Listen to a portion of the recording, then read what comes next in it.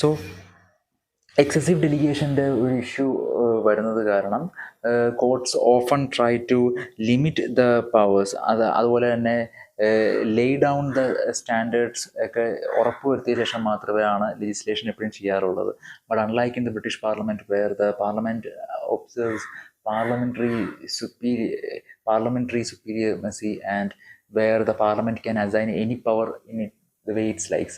So ഇതിൻ്റെ ഒരു difference എങ്ങനെയാണ് വരുന്നതെന്ന് വെച്ച് കഴിഞ്ഞാൽ നമ്മൾ ഇവിടെ യു എസിൽ ഒരു കോൺസ്റ്റിറ്റ്യൂഷൻ ഉണ്ട്. There is constitution supremacy. This is primarily the reason why I always stress on the concepts of parliamentary supremacy and constitution supremacy at all times. അതിൻ്റെ കാരണം എന്താണെന്ന് വെച്ച് കഴിഞ്ഞാൽ ഇവിടെ യു എസിലാവുമ്പോഴേക്കും പാർലമെൻറ്റ്സിൻ്റെ സുപ്രീമസിനേക്കാൾ ഉപരി കോൺസ്റ്റിറ്റ്യൂഷൻ സുപ്രീമസി നിൽക്കുന്നത് കാരണം പാർലമെൻറ്റ് എന്തെങ്കിലും ഒരു ലെജിസ്ലേഷൻ ക്രിയേറ്റ് ചെയ്ത് കഴിഞ്ഞ് കഴിഞ്ഞാൽ if it is not in tune with the constitutional boundaries, ഉറപ്പായിട്ടും constitution it can be declared as unconstitutional by the courts. Okay, അതുപോലെ തന്നെ doctrine of excessive legislation is also there. അപ്പോൾ excessive legislation വരുമ്പോഴും അതും whether the standards have been clearly laid down by the parliament എന്നുള്ളത് will be checked into by the courts. But ഇത് M P Jain ഇങ്ങനെ പറയുന്നുണ്ടെങ്കിലും വേറെ I find it ഒരു conflicting ആയിട്ട് എനിക്ക് തോന്നിയിട്ടുള്ളൊരു സംഗതി എന്ന് വെച്ച് കഴിഞ്ഞാൽ I have told you the other case of Diamond versus Plymouth City Council while I was teaching you about the restraints of legislative delegation, powers of delegation of legislative powers in Britain. അപ്പോൾ ബ്രിട്ടനിൽ പറയുമ്പോൾ diamond versus പ്ലീമത്തിൽ water act ഓർമ്മയില്ലേ? Water act എന്ന് പറയുമ്പോൾ എന്താ പറഞ്ഞത്? അനാവശ്യമായിട്ട് കൂടുതൽ പവേഴ്സ് ആ സിറ്റി കൗൺസിലിന് കൊടുക്കുകയും അങ്ങനെ സീവർ വേസ്റ്റ് സർവീസ് ഉപയോഗിക്കാത്ത ആളുകൾക്കും റെസിഡൻസിനും അവർ ഫീസ് എന്നുള്ള പെനാൽറ്റി അടയ്ക്കാൻ നോട്ടീസ് അയക്കുകയൊക്കെ ചെയ്തപ്പോൾ the courts restrained their power. Okay, so in application ശരിക്കും ഇവിടെ എങ്ങനെയാണ് വരുന്നത് വെച്ച് കഴിഞ്ഞാൽ യു എസിൽ the courts enjoy the power to declare an act as unconstitutional. Okay, whereas in the UK the parliamentary supremacy exists.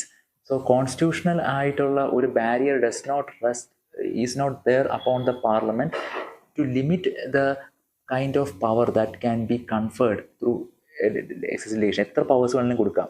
പക്ഷെ അങ്ങനെ പവേഴ്സ് കൊടുക്കുമ്പോഴും the courts will look into the interpretation of those orders and will limit the exercise based on excessive ആയിട്ടുള്ള ഓവറായിട്ടുള്ള powers ഉണ്ടെങ്കിൽ അവിടെയും courts have limited those powers. Okay, so ഈ ഒരു situation can be found out in US as well as UK, where the courts shall step into when there is a excess exercise of power by the delegated authority. അങ്ങനെയാണ് എനിക്ക് ആ ഒരു ഇതിൽ when I was comparing and contrast in both respects I was coming across this factor. But the power to set a legislation as unconstitutional does not lie upon the UK courts because UK parliament is supreme. Now ഇപ്പോൾ American constitution പറയുമ്പോൾ നമ്മൾ അപ്പോൾ എങ്ങനെയാണ് പറഞ്ഞു തുടങ്ങേണ്ടത്? we can begin all the way from the place where delegation is unconstitutional, delegatus non potest delegare, the strict exercise of the doctrine of separation of powers. ഇതെല്ലാം വന്ന് ഇങ്ങനെ നിന്നിരുന്ന ഒരു കാലഘട്ടത്തിൽ നിന്ന് what happened was that later due to the exigencies of the situation, due to the demand of the various functions that are to be undertaken by the government, ഇതെല്ലാം കൂടെ has been putting pressure upon the legislature to delegate its functions. അപ്പോഴും there came the limitations of the legislature not to transfer the essential legislative functions, to determine the policy, to fix the standards, to fix the procedure. അങ്ങനെയുള്ള ആ ഒരു എന്ത് limit and the fixing of discernible standards in the exercise of legislative discretion, ഈ എല്ലാ കാര്യങ്ങളും were set by the legislature, thereby giving rise to the doctrine of separation of powers being enforced and doctrine of excessive delegation being looked into. ഈ doctrine of discernible standards by exercise of delegation of powers, ഇതെല്ലാം are being followed. we go through the primary three cases, and at the Yakus case it was allowed, and in Panama case it was not allowed. The litigation was considered unconstitutional. These are the two primary cases, the two primary reasons.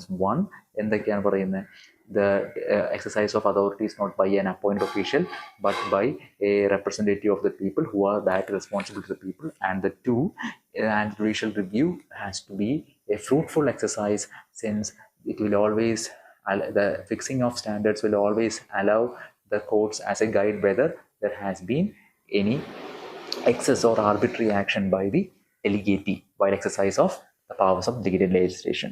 So these are the primary grounds.